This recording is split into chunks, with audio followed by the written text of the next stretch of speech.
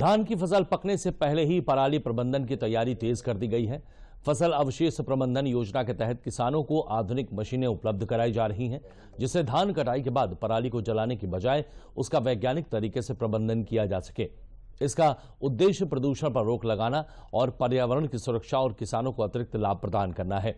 केंद्र सरकार की ओर से चलाई गई फसल अवशेष प्रबंधन योजना का मकसद है किसानों को पराली जलाने से रोकना और टिकाऊ कृषि को बढ़ावा देना।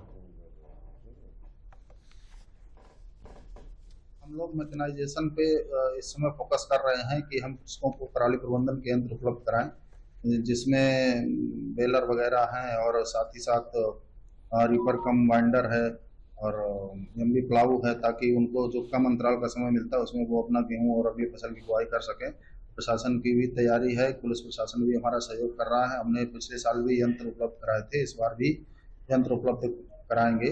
पराली प्रबंधन के लिए उत्तर प्रदेश सरकार के माध्यम से कृषि विभाग के माध्यम से फार्मेसी बैंक की स्थापना एफपीओ को दी गई है, जिसके माध्यम से एक सुपर सीडर यंत्र होता है जो हमारे पुआल होता है, जो धान का पुआल होता है, उसको एक ही वन टाइम में ही उसको कंपोस्ट कर देता है। मतलब कहने का ये है कि जो पराली होती है उसको खेत में मिला देता है, इससे खेत का उर्वरा शक्ति बढ़ती है, साथ ही जो फसल है उसमें फर्टिलाइजर की बहुत कम आवश्यकता होती है।